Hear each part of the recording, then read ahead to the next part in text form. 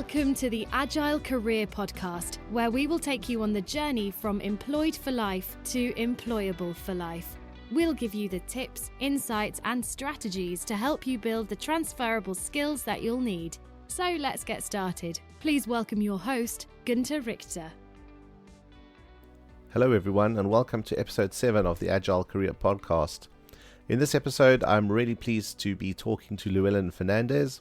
Llewelyn is going to share his story with us about how he made a major career transition, and more importantly, he's going to describe the approach and the sort of tools and tips that he used to develop the knowledge that he needed to make this big career shift. But before we get stuck into the detail, I'd like to say hello to Llewelyn and welcome to the show. Hi Günther, thank you very much. It's a real pleasure to be here and talk to you. Yeah, no, thanks for making the time available. So, I mean, before we get into some of the detail around big career changes and obviously some of the big career changes you've gone through, do you want to just talk a little more about yourself, introduce yourself and talk a little bit more about what it is you currently do? So I am currently a freelance educator, I guess. I sometimes struggle to come up with the right label for what I do, but that's the current thing I'm calling myself. And I focus on what I'd call creative computing and teaching creative computing. So my business is called Think, Create, Learn, and those three words are the key things that I encourage my students to do. And the emphasis is on that create word. So I'm trying to teach stuff in a creative way and teach people to be creative around computing, because it's a very creative subject, even if people don't necessarily think of it in that way. Sorry, go ahead. No, you. Yeah, no, it's an interesting point you draw out about creativity, because we tend to associate creativity with things like the traditional arts, things like writing, painting, and all of those sorts of things. So, it's a really good point that you brought that up, the link between creativity and computing. Sorry, I just interrupt. Yeah, no, and I think that's the focus. I mean, it's really not really emphasized. I think particularly in places like schools and when people are sort of being introduced to computing, and the way it's being taught, certainly in a lot of schools and places, is quite sort of dry and academic. But it is very creative. I work with lots of artists who want to bring computing into their artwork. They want to make something move. So we've got to write some code to move a motor, or they want to add interactivity to an art piece. So you can use creativity there. You can use creativity in the classroom to animate things, bring stuff to life, bring toys to life, bring things on screen to life. So absolutely, it's a creative subject, and whether it's adults or kids, they can absolutely get into that creativity. And I think, what's really key there is, I think what you've done is brought two key concepts together, I guess, the creativity and the computing, and it almost creates, carves out quite a niche, and something that could really be attractive to, as you say, both kids and adults, to either, take the creativity and supplement it with some of the computing skills, or vice versa. But I get, so thinking about that and going back then, because you haven't always been doing this. I think you started off your career in IT, but as a software developer, if I'm not mistaken. Yeah. So I did a computer science degree actually about 30 years ago. So quite a while ago. Computers are a bit different those days. Not that much, but a little bit different. I got into computers even before that. So when I was at school, I inherited a thing called a TRS-80, which is an old computer, which you turned it on and it just blinked at you and it did nothing. So you had to program it. So to get it to do anything, you had to write some code. So I taught myself to code in BASIC and managed to get my computer to help me with my maths homework and play Space Invader type games, and I coded up this Connect 4 game as well on it. So I suddenly sort of realized the creative potential of computers, and I was already sort of quite creative and into sort of creative things even at school. But I thought, yeah, this is a nice tool. I like computers. So I went on to do computer science at university, 4 years actually. I did a sandwich course, which meant I had periods out in industry working with companies. So that kept the learning very much in line with real industry need. Yeah, so it wasn't a totally academic activity of learning the theory. We did that, but then we went out into industry and we worked with companies and we programmed and we did real stuff. And yeah, after I graduated, I got into developer roles. So I spent my first role was it's with a tiny company, and we were building software to control printers. And in fact, when I joined, I was the only full-time developer there. And you know, when you kind of start your first job and you're the only one who does the thing that you do, the learning curve is huge, is massive. And so there was no one to turn to help. There were no textbooks on what we were doing. There was no internet in those days. So you end up kind of struggling through and using trial and error, experimentation to try and kind of find solutions to what you're doing. So I mean, the company grew and it got a bit easier after a while, and I enjoyed it. I really enjoyed that time there. It was really, again, it's a very creative role, and that process of getting over a huge learning curve, I found, very satisfying, being able to sort of teach yourself to get over this learning curve. So it's great, but like many small companies, the business wasn't really sustainable, and it became time to move on, and I joined another company looking at things like document management, document scanning, again fundamentally a programming role, a technical role, full of really bright people. I learned a lot from them, so it's quite different to the previous experience. But again, things change, companies change. We were reabsorbed by the parent company, which is a much larger company. And then the focus and the dynamic of the organization changes, and, you stop enjoying it because it's a less, less pleasurable place to work. So again, time to move on. And I then moved on to a really enjoyable role. This was one where I got to try out using things like AI and machine learning. And it was focusing on automatically classifying text. And it was also the early days of the internet. So, really exciting time to be involved in technology. And it was a really kind of young, fun-loving, vibrant company in the middle of Leicester Square, right in the middle of London. And I was doing some really interesting research and development, and it was just an enjoyable time of life. But again, that comes to an end. Eventually, I was made redundant from that role, and started to look for something new. And that next role was quite different. I mean, this is a consultancy role, and it took up 15 years of my life.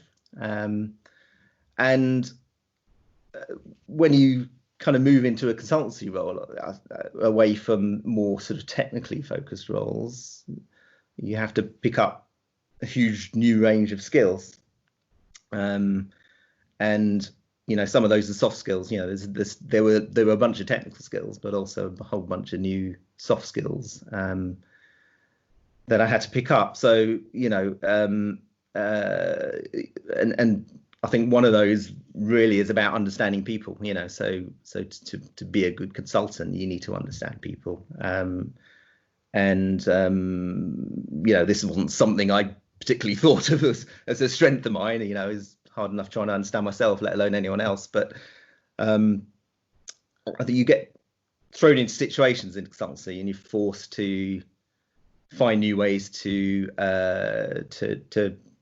cope with the situations that you're thrown into. So you learn skills like, negotiation and communication and listening and teaching and managing and business strategy and financial planning and all these other things, which are very different to what you study at university and what you spent a lot of time within your career learning. Yeah, and I guess certainly, going back to those previous roles, which were very technically focused, and was it an eye opener when you moved across to the consulting role and seeing that you had these, I don't want to say skill gaps, but this whole new bunch of things to learn, the soft skills, was it a surprise? I don't think it was a surprise. I kind of saw it coming, and I saw it was quite a different thing, a different role. And I knew it was going to be a challenge. So I don't think it was a surprise in that sense, but there are always micro surprises along the way. So at a high level, I saw that I needed to learn some new stuff. I just kind of didn't really know exactly what that stuff was and how the best way to learn that was. Okay, and I mean, how did you approach it then? Because there's quite a lot you mentioned there. You talked about the general soft skills, understanding people, negotiation, business strategy, finance. How did you set about, firstly identifying what it was and then sort of learning those skills? Yeah. So, I mean, you have to bear in mind, this is over a course of 15 years, so there's a lot of time to learn stuff. But yeah, I guess I learned it in the same way I tend to learn most stuff in life. And I kind of take this approach, which I kind of call kind of just-in-time learning. So it's a great name. It's a decent strategy, I think. But yeah, so rather than kind of setting about trying to learn a whole bunch of stuff, and I think I've heard somebody call it just-in-case learning, or certainly the opposite being just-in-case learning, where you basically sit down and you learn a whole bunch of theory just in case you might need it in the future. But I like the sort of just-in-time learning where I kind of start trying to do stuff, and then when I find I can't do it, I go off and try and learn how to do the next step. And I think that's kind of stood me well in terms of allowing me to get through the tricky learning curves and negotiate things well, because I think it's more efficient that way. You learn just the things you need. It is a bit stressful, so you end up sometimes realizing that you've got far too much to learn in far too short a space of time. But yeah, I'd certainly recommend it as an approach. Well, certainly to most people. I don't think it suits everyone. Yeah, no, that's a good point, and I think it's very in contrast to, I guess, university, for example, where you go to 3 or 4 years, or 3 or 4 years, and you're kind of doing all of that learning ahead of time. And I mean, you did say that during your university or your academic career, you did have some placement roles, so you were getting to apply it. But I think many people going through, I suppose, tertiary education tend to do all the learning first and then move into the workplace and think about how they're going to then apply these things, and yeah, you kind of often forget some of the stuff you've learned. And so I think this, as you called it, just-in-time learning, I think is a great approach. Also, just knowing that you can't learn everything at once. Yeah, and I guess the problem with something like just-in-case learning also is that you're trying to learn something to kind of anticipate a future need, and it's very hard to anticipate future need, and particularly these days things change so rapidly. So for me to try and anticipate the knowledge I'm going to need in 2 years' time, I think is for me is too hard a problem. I'd rather kind of delay the decision of what to learn until nearer the time when things are a bit clearer. Yeah, no, that's a good point. And perhaps, separating out that learning then from the sorts of skills that you'd brought along with you to this point, thinking back to your early programming career, Thinking about the next job where you were doing the AI work, what are the sorts of skills that you could lift and shift and take with you into this new consulting role? I think what, obviously there were specific technical skills for the job, and there are core technical skills that you can take along. If you learn to program in one language, you can apply that in different languages, for example. And if you have a good technical know-how and good problem-solving skills, you can apply those in many areas, and then not just technical areas. You can apply good problem-solving skills in business problems as well. So I think, and this is one of the things I often say when I'm sort of teaching computing, is it's not you when you learn things like programming, you're learning problem solving. That's the underlying skill that you're learning. And even if you're not going to become a computer programmer, that problem solving capability can be applied in all sorts of areas. So it's a soft skill as well, that you learn. But I think probably the number one kind of skill that I think that I've sort of carried through is actually that sort of ability to learn. So I know it's a bit meta, but it's if you can learn how to learn well and learn how you individually learn what works for yourself, and apply that well so that you can rapidly learn something new. I think it plays well for you. It allows you to adapt to new situations a lot quicker. So I think that's kind of been a theme all the way through, really. If I was to sort of try and pick one theme, it's that ability to sort of rapidly learn. I think that's a key bit of insight, because again, going back to your first job where you said you were the only one there who did what you did. You didn't have anyone to mentor you or to answer some of the questions, and it was a bit of a steep learning curve, but you used a variety of approaches and techniques, and you managed to get over that learning curve. And your takeaway from that was you enjoyed doing it. So I think you obviously set yourself up well for repeating that approach and kind of learning through the next roles. So learning how to learn, I think that's a great bit of insight. Yeah. And I guess also, it mitigates the risk of, the just in case learning, where you learn a whole lot of stuff, it becomes dated. And the same can be said for school or for university or for college or whatever it is. You learn all the stuff, it becomes dated, and you don't know how to grow from there. But if you know how to learn, you can certainly keep developing your skills. So, I'm really glad you brought that up. Yeah. I mean, I think sometimes people say nothing worth doing is easy. There's always a bit of pain in achieving something good, and learning can be painful. But if you get over that hump, you end up in a much better situation. And I've got to a point where I enjoy the pain of learning. I can go through the painful stages of not knowing where I am and thinking it's all hopeless, and get out the other end. I know that I can get out of the other end and get to the point where I can acquire the knowledge, and I kind of enjoy that process.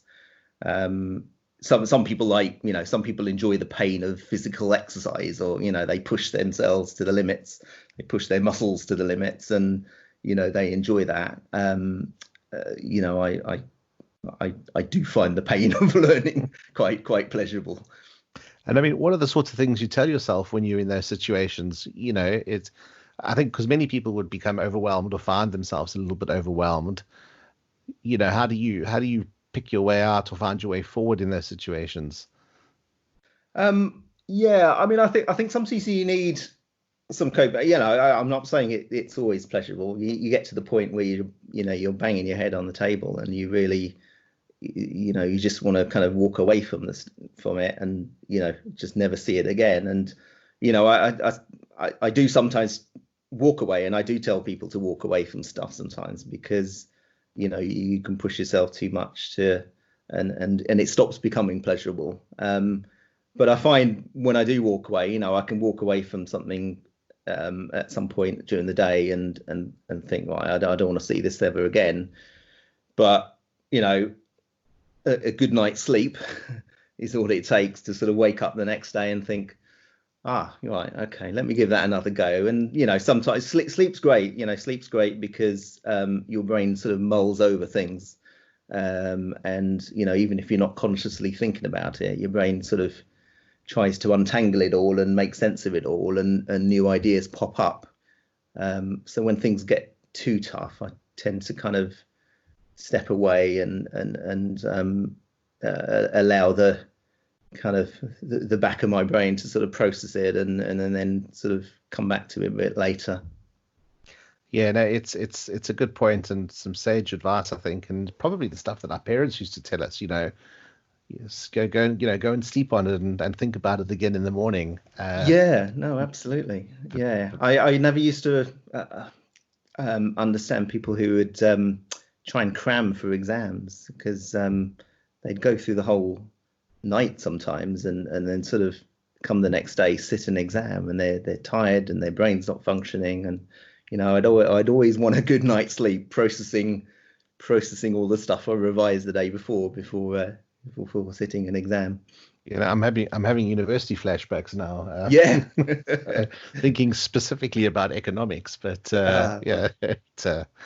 cramming, loading myself with caffeine the night before, finishing quicker than I thought, and lying awake the whole night. So it's sometimes I don't miss those days, but I think sometimes you do. But I guess the sorts of skills you learn in those situations are these ones you're talking about, the ones where you can teach yourself to learn and keep on applying those as you grow through your career, or in fact change careers. So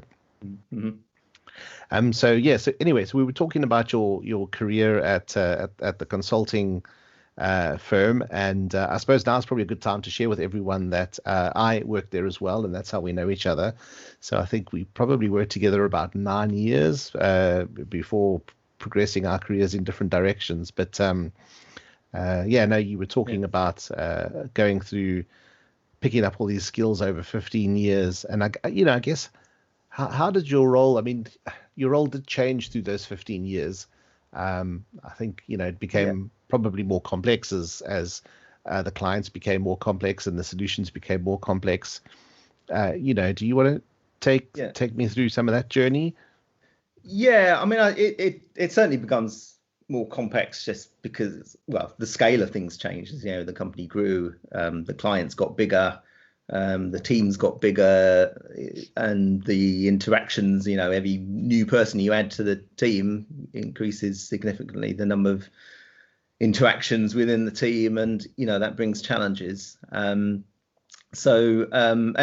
role changes. So bit by bit, the role becomes less about managing the day-to-day and more about managing the people and the clients. And I guess what kind of ultimately happens is that you get more and more senior, and your day-to-day role becomes more a point of escalation, and you're dealing with more and more horrible situations with clients and employees, and challenges, and that kind of becomes your main focus is kind of unraveling the challenges. But there are good, there are also interesting and creative sides to it, and things like strategy and thinking about business strategy is, for me was interesting. I enjoyed that side of things a lot, because it gave a sort of a way to think creatively about how we can address challenges and how we can think long term about what we should be doing and the strategies we should be taking. Management roles. I mean, I think the thing that kind of got me to think about switching, I guess, kind of was that sort of less hands-on element, and that lesser and lesser creative element to the role. And so I think what I ended up doing really was trying to find other outlets for creativity outside of work. So I would do lots of things like creative courses and self-taught activities. So I did all sorts of stuff. I did some woodworking, and I did painting and sculpture, and did some pottery, metalworking, blacksmithing, which is interesting. I did a weeks-long blacksmithing course, which ended up with my hands covered in blisters. It's hard work. I wouldn't recommend to anyone who didn't like hard work. So lots of different things, really. Anything where I could kind of use my hands to make stuff, and that was a really enjoyable thing to do. And I dipped my toes into all sorts of areas. And I was doing some of this at home as well. So I was doing courses, I was doing some stuff at home, and initially it was kind of in the house, in my dining room and in the kitchen, and making things and making a mess and causing havoc. So that probably didn't go down too well. But eventually I built a shed. So I got a shed in the garden. Great addition. And I moved to the shed. No, not actually moved to the shed. Moved my activities to the hobbies, shed. Sheds are something special. I recommend that everyone gets a shed. I think your world kind of changes when you get a shed. One thing with sheds, if you work in the house, right, so you do something in the kitchen and you've got all your tools out and you've got it all over the floor and the kitchen counters, when it comes to dinner time, you've got to clear up, haven't you? You've got to clear it all away, and then the next day bring it all out again. And that kind of stop-starting and clearing up, I find, kind of has a detrimental effect on that creative process. So the nice thing about having shed is you can kind of leave it unfinished and lock the shed and come back the next day, and it's all there. It's still how you left it, and you can kind of just pick up. You can get to work, straight off. So tidying up's kind of, at the wrong point in the project, tidying up can be quite disruptive, but kind of leaving things out on the shed means I like to leave things unfinished at the end of the day, so that I can kind of mull over it overnight and then come back and kind of spring out of bed the next morning with ideas about how to finish that thing off. And it kind of provides a bit of continuity from one day to the next. I mean, I think that's quite important. It's I wouldn't say it's the same as sort of getting halfway along with a jigsaw puzzle and having to pack it up, but I think it's certainly where you talk about the disruptive effect of having to tidy up and then restart the next day. It's almost that effect of not necessarily multitasking, but that sort of switching on and switching off. There's an overhead cost to it. Yeah, and it's very disruptive. So, multitasking can be a very, very inefficient way of working, because there's that task switching time leads to inefficiency. And when you were, I guess, so you mentioned in terms of some of the things you were doing, particularly all the, I guess, the creative pursuits. You talked about pottery, you talked about painting, woodworking, blacksmith. Work. Were you looking for something specific, saying, well, I'm looking for my niche, I'm looking for that thing, or did you have another reason sort of behind approaching all of these things or trying all of these new things? I wouldn't say I had a particular objective in doing all of that. It was just kind of satisfying scratching an itch, I guess, wasn't it? Just trying to find something that I enjoyed and just do it. So there wasn't a goal in mind, certainly at the time. But I think what kind of happened over time as a result of doing all of that is I kind of realized what really drove me. And even in my career today, what the thing that drove me and I enjoyed the most in everything I did was the creative side of the role. It was creating a bit of software that did something, and all the creative activities around that. So I think it kind of crystallized in my mind what I would want to do next.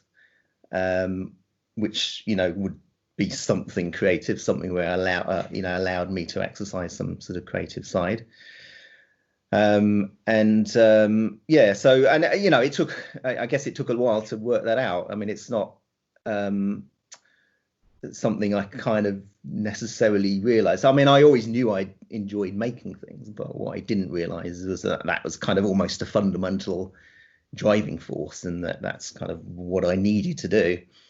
So I mean, I don't kind of make it sound like some profound mystical spiritual awakening or something like that, but you kind of get to a point where you kind of understand yourself and you understand what drives yourself, and that's always quite a good point to be in. I think you can spend your whole life trying to kind of get your head around what makes you tick, and it's good to get to the point where you've shone some light on that.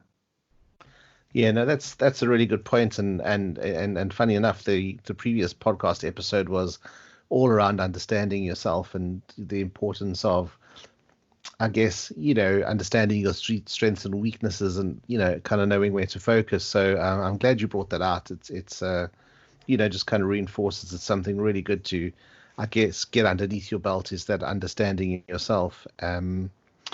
So, I mean, would you say you got to, you said it wasn't a moment of enlightenment or some big reveal, but there must have been some kind of tipping point where you thought, okay, it's time to move on from consulting now, and I'm going to have a go at this new business or this new career. Yeah. So I think I always kind of had in my head that I wanted to do something different, and I didn't necessarily join up the other things that we're doing with this idea until kind of later on, and it became apparent that other thing would be a creative thing. But I also started, kind of in my 40s, I guess I started thinking, I'm going to be 50 soon, and when I turn 50, maybe I want to kind of try and make a change then, because I'm thinking about doing something different, and if I don't do it by the time I'm 50 or thereabouts, then I probably will never do it. I don't want to be one of those people in their 60s regretting all the things that I didn't do. So 50 became a kind of a bit of a target date, and I guess it just so happened that my turning 50 coincided with changes within the company, which meant that it was kind of a good time to move on. So I pretty much handed my notice in about a month after my 50th birthday, and kind of thought, right, okay, I need to do something now. I didn't have even at that point, I didn't have a definite plan of exactly what I was going to do. I mean, I like to tell the story that I kind of just handed my notice in without having a clue what I was going to do. But I did because I was juggling a few ideas over the months and years before about what that kind of coming together with the creativity and everything else that I did might look like. But what I didn't really know was exactly what it was going to be. So I knew it was going to be something creative, but I didn't have an exact picture at the time that I decided, okay, now's the time to go. I guess you sort of drew a line in the sand, and it would have been easy, I guess, as you said, just to keep postponing it and saying, well, the next time you look at it, you're 60 and you think, I should have tried this a long time ago. So I think that probably that would drive one in the right direction. I guess, I mean, having made, because that is quite a big step, saying, okay, I'm handing in my notice. It's not like I don't have a clue what I'm going to do, but what are the sort of steps you then took to kind of shape up what it was you were going to do?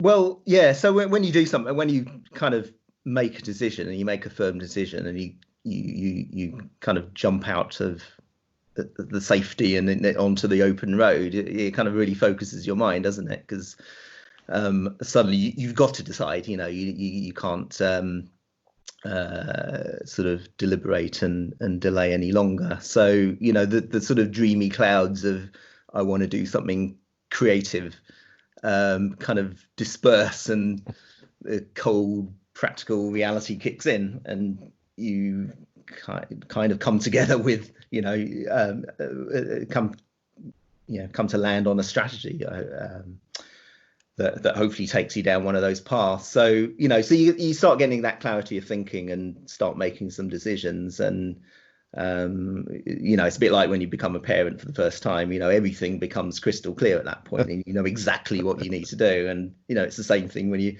quit your job without a plan. You think, right, okay, I know now I know what I need to do. So, I guess I kind of went through a reasoning process, and I thought, okay, I enjoy this creativity. I've done all this stuff with woodworking and all things, and I kind of like the idea of furniture making or something like that. But I kind of thought, well, that's going to take me down a whole new learning path, which is great because I really enjoy the learning, but it's going to take me years to refine my skills so that I can start making fine furniture and, you know, setting up some sort of viable practice. So I thought that's possibly not the best strategy. So I thought, you know, the best thing to do is combine an existing strong area of expertise, so something like, you know, programming, which obviously was a strong area of expertise and kind of came out of my training and most of my career, and combine that with some of my less refined skills. So, you know, my rather rudimentary woodworking skills. If I could combine that with programming in some way, brilliant. That would be fantastic, wouldn't it? And, you know, just inject a whole load of creativity into that. That's kind of what I was looking for. But, you know, I need to kind of think about how that would come together. And yeah, I kind of, you know, when we were working together, I was always, I don't know if you remember, but I was always involved in the graduate training and recruitment side of things. That kind of, I mean, I did some of that training as well. I got involved in that, but through trying to recruit programmers and graduate programmers coming out of sort of UK schools and universities, found that, you know, there was a lack of quality and volume really in this country, and we used to recruit from abroad, and it was always quite hard. And I kind of reasoned that if, you know, we could, if what I could do is try and make the experience for people learning computing a bit more interesting. So instead of it being that sort of dry mathematical non-creative subject, inject a bit of, you know, excitement and interest and fun into it, and teach it in that way, that might encourage some more people to get into computing and get into programming. Because, you know, computing in schools, you know, what I realized is it was very theory focused, you know. So it was about focus on theory and assessment through exams. And there was very little hands-on creative work. Even, you know, GCSE and A-level computing, I kind of looked at the syllabus for it, and it was, you know, it's good, you know, good theoretical grounding, but there was not much scope for hands-on work. And you know, it wasn't really preparing students for real-world jobs, with real skills for real-world jobs. And it, you know, it's preparing to pass exams, not enter the job market. Yeah, absolutely. So yeah, and you know, I think there's been a lot of debate and discussion about this in general, not just in computing, but in terms of, you know, the education system. So I kind of thought, well, obviously I can't address the whole education system, but if one area I could do something about, and, you know, try and make that a bit more interesting for people getting into that area, then that'll be great. So I spent about a couple of months after I left putting together this robotics course. Well, actually, two courses. There was a robotics course and a programming course. And I got my son was doing A-levels at the time, so I got him to invite all his friends over during a week in August to do this robotics course. So they all did this. It seemed to go well. So I turned my living room into a workshop, and we ran the course. And by the end of the week, we had robots running around. They were being very creative and thinking about new ideas. They were thinking up new things they could do with the robots, and going into the shed and making mazes for the robots to run through. And I thought, yeah, okay, this is going to work. This could work at least. So that's kind of how things got going, really. Yeah, no, that's and also sort of that's a really good approach. I think, starting off small, trying to prove your product or your proposition is a really good piece of advice. Rather than going big bang and investing hundreds of hours and loads of money trying to do something and it doesn't quite land right. So I think that's really key. That's a really good piece of advice.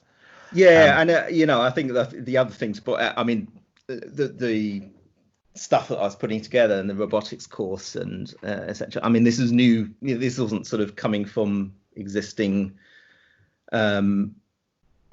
So I learned a whole load of stuff to be able to do that and then deliver it. So again, there was no more sort of just in time learning. And I could have said, all right, okay, I'm going to take a year or 2 years now to retrain myself as a teacher and as a electronics engineer, because actually I'd never touched a soldering iron before that. I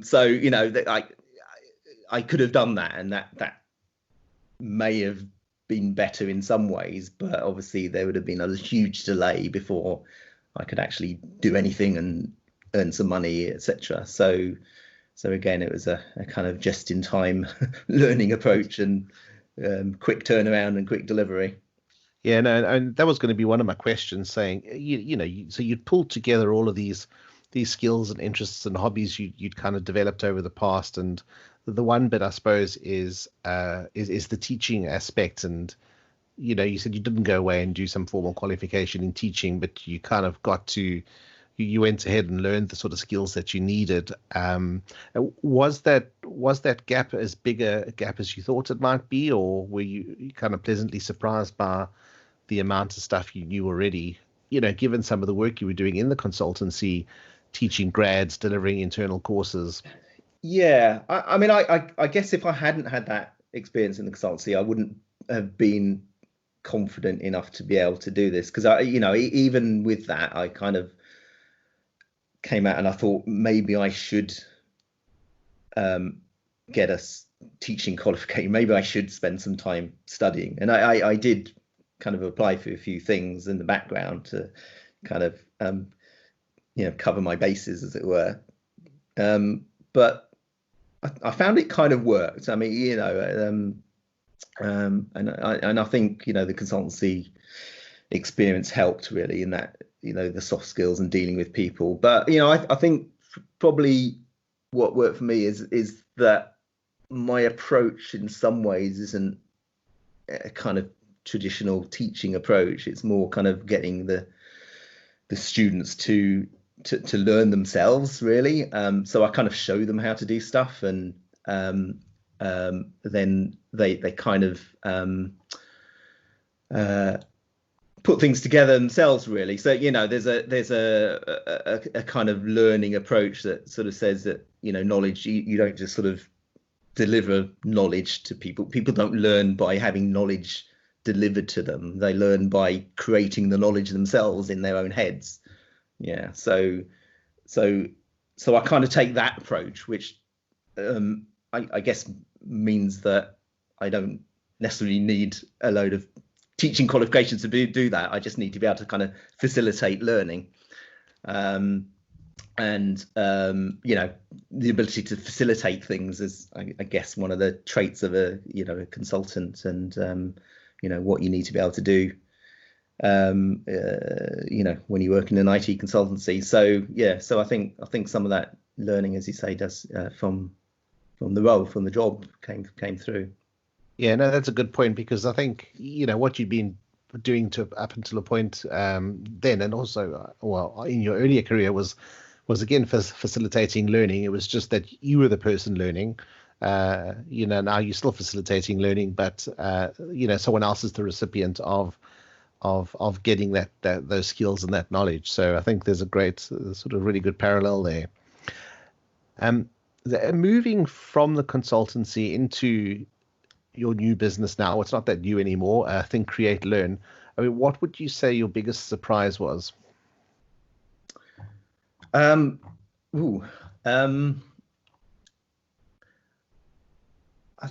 there's always constant surprises, I guess. It's a challenge. I think you spend a lot of time trying to work out how even that market of creative computing education suddenly opens up as a big area, and there's lots of things you could do within that. I've taught people from the age of 5, believe it or not, all the way up to people in their 60s through this. And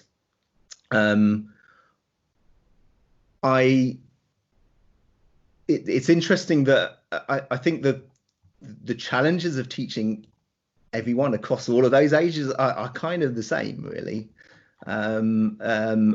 There are a few different challenges with a 5-year-old and a 65-year-old, but there's similar challenges. There's similar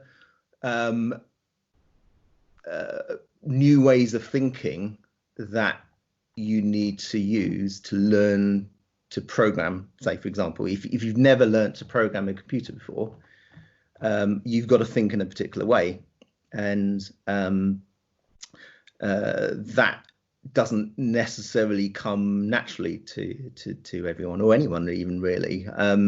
It's something that you sort of build up through practice, and need to practice. You need to practice a lot, and kids and adults have the same struggle with it. And a lot of the stuff I teach, the same content goes to the kids and goes to the adults, and it's fine. Obviously the delivery changes a bit, but the same content applies, and the same ways of learning apply. So I think the surprising things and the things I've picked up are kind of understanding how people learn, and understanding that some things are very similar, but then other things are very different, and so many different people have different ways of learning, and you need to be able to tap into that. So I realize the gap. I realize I have gaps in understanding the learning process for different people. There's always stuff to learn, and I know there are things I need to learn about teaching that I'm still learning. But yeah, in some ways the 5-year-old was was easier than the 65-year-old. Well, I think, just generally though, I think that's very encouraging, so I think the message there for me is, regardless of how old you are, you're still able to learn. I think if you put your mind to it and it's something you want to do, the age is irrelevant. And as you say, it's just, as an educator, you just need to understand the correct way, or the best way to deliver that, to make sure that those learners are coming on the journey with you. Yeah. No, I mean, it's interesting you say that, because one of the things I often find myself saying, probably because I'm in my 50s, and it kind of defends my position, is that people say that the older you get is the harder it is to learn new skills, and I say that's a load of nonsense, and in fact I think in many ways I find it easier to learn now, because if you think of learning is in some ways a process of linking new ideas to existing knowledge and existing experience. And when you reach 50, you've got a lot of existing knowledge and experience to hang new ideas off. So I think I find it easier now to learn things. I think the reason sometimes people find it harder is they don't necessarily want to try anymore. And I can kind of understand that, because it's some people, you get to the point where you're kind of tired of learning new things and you just want to use your existing knowledge, and I kind of understand that. But I think it's more of a choice than a degradation of your mental ability. Yeah, no, and that goes back to the point of understanding yourself, and understanding where you want to be moving. If you're happy with where you are and the skills you have, that's great. It's a conscious decision. And if you want to continue to learn and you take the next steps, that's also a conscious decision. So I think that's a good point. Looking back, what would you tell your 18-year-old self, having gone on this extraordinary journey? Yeah. I'd probably try and tell him lots, but I don't think he'd listen. I guess, it's things like, I guess I'll try and tell him to trust his own judgment, and not to kind of worry about other viewpoints. I think it took me a long time to do that. I wouldn't necessarily tell him that, what I kind of discovered, that creativity is your drive, creating things, making things, that's going to be your drive. I think that was a necessary kind of path to go through, and a journey to take, should I say.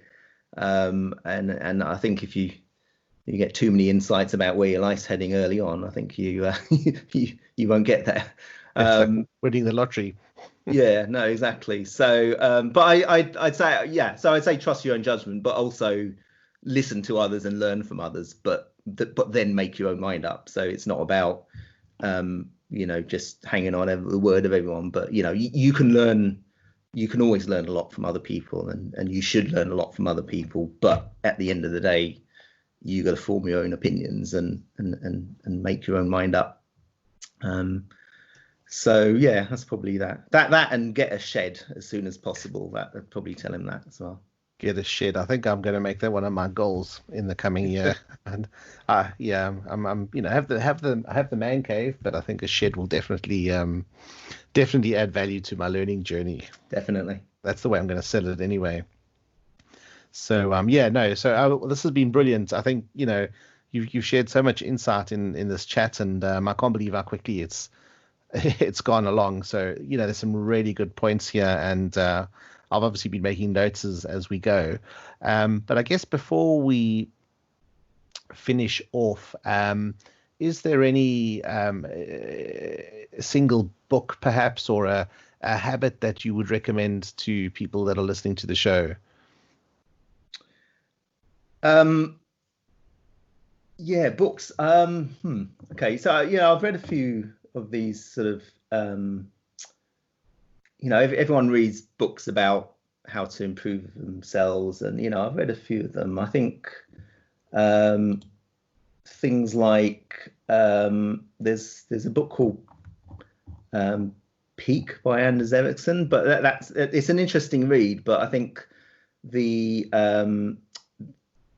was that you've heard of the 10,000 hour rule. Yeah, they kind of came out of that, and I think the problem sometimes with these books is they lead to these sort of simplistic ideas of how to do things, and it kind of gets reduced down to something like a 10,000 hour rule, and then people hook onto that, and they don't look at the subtleties of what was actually being discussed. So there's a great book, but it's sort of tainted with this sort of 10,000 hour rule. I guess the one I'd recommend is not so much a kind of a self-help guidance type of book, but it's one that kind of reflects, I guess, my approach to teaching.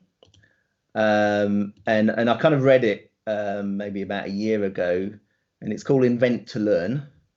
And I've just opened it up here. The subtitle is Making, Tinkering and Engineering in the Classroom, by Sylvia Martinez and Gary Stager.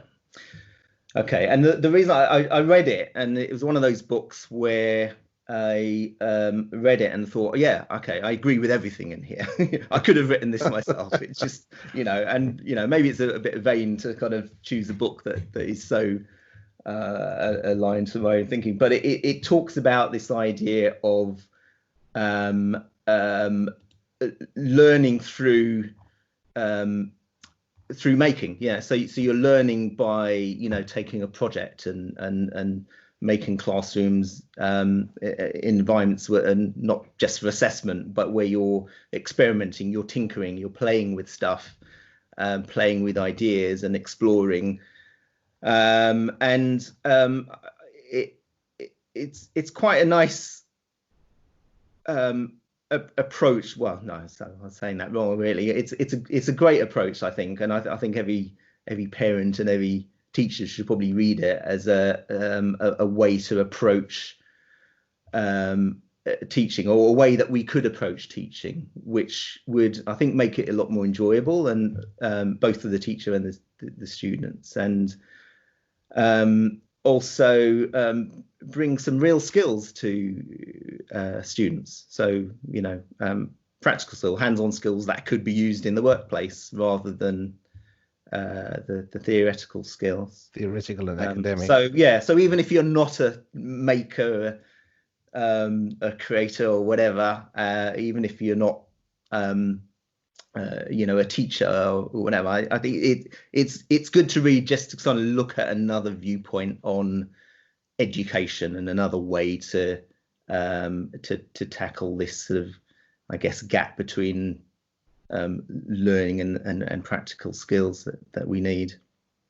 Yeah, that's a great recommendation, and I think especially where many of us find ourselves now, effectively, I guess, in addition to our normal education duties with our children, there's even more we're having to do now with the current situation and lockdown. And I think certainly any parents that could, or I think any parents would be open to any advice or sort of tips to help make. Yeah, no, it's a great one for lockdown, actually, because there's a whole bunch of ideas at the end as well about what you can do to make things. That's a brilliant recommendation. And what I'll do is I'll add it to the show notes with a link to Amazon, so listeners can just click through on that. And I guess finally then, Llewelyn, where can people find out a little bit more about you or about your business if they'd like to get in touch? Okay. So my website is www.thinkcreatelearn.co.uk. Okay, brilliant. And I'll put that in the show notes as well. Super. So people can just click through to it. Excellent. So yeah, no, that's been brilliant. Thank you so much for being part of this. It was really an interesting journey, and I think, given the fact that we worked together for a number of years, but I think I've learned so much more now, especially about your journey since we worked together. It's been really insightful. So thank you so much for sharing that. Yeah, thank you, Gunther. Yeah, it's been a pleasure. Really enjoyed it myself. Great. Thanks for being on the show. All right. Take care. Wow, what a great story about making a career transition like that. Before I wrap up the show with some thoughts and some key takeaways, I just want to say thanks to Llewelyn again. I really enjoyed that, and as always, taken away so many thoughts and notes. So I'm going to step through those now before we close off. I think that one of the first things that sprang out for me was thinking about how Llewelyn brought together two of his interests, in one being creativity and the other being computing, kind of meshed those together and created a niche for himself. And, I've spoken about this before. It's often difficult for us as individuals to be the best at everything we do. We might not be the best in computing. We might not be the best in creativity, for example. But bringing those together provides us with a really strong set of skills and probably a really good proposition or kind of niche. And that's exactly what Llewelyn's done, and carved that out for himself and built his new career and business around that. Llewelyn also talked about enjoyed getting over the learning curve. In fact, he talked about he actually enjoyed the pain of learning and made parallels to people exercising. And I think that's a great analogy. While learning and picking up new skills can sometimes be painful, it can be really rewarding. And I think that's the good way to look at it. The key skill the key approach that he said he used for this is just-in-time learning. And that's really in contrast with what he called just-in-case learning. learning a vast set of skills and knowledge in the hope that you might sometime apply it. Instead, he suggested taking a just-in-time learning approach where you focus on what your gaps are and take an approach to close those gaps, learn what you need to when you need to. So, do it on a just-in-time basis. He also talked about picking up a number of other activities, and these were all really creative pursuits, things like painting, woodworking, blacksmithing, not with a specific goal in mind, but almost learning for the sake of learning. And I think the key message here is that you're constantly teaching yourself to learn. And, once you've gone through that journey by doing something in the creative space, as Llewelyn had, it makes learning in other areas more easy as well and equips you with those skills, that sort of learning to learn skill. He also said that nothing worth doing is easy, and I think, that's certainly testament to some of the difficult skills that one does need to learn. So another good point there. He talked about getting to a point of understanding yourself, and I think this is really important because it helps you highlight where those gaps are and, the sort of steps you need to take to close those gaps and to learn those skills and those transferable skills. When he talked about making the move to this new career, he said that nothing focuses your mind like jumping onto the road, and I think that's a really good point. It really gets you focused and helps you understand what it is you need to do. And then I think almost a heartwarming point was this one where Llewelyn said he's taught people, from 5 years to 65 years old, and once you understand how people learn, it just shows that, there is no limit to how old you are or how young you are. Everybody is capable of learning, and, we should always bear that in mind, and, for ourselves and for others. He also said that we have a lot to listen and learn from others, but ultimately we need to be able to make up our own minds.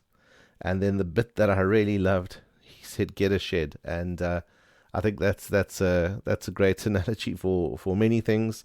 But for me, it's around, I think, giving yourself the space to be creative, giving yourself the space to learn new things, and a kind of safe area to try and apply all of these skills.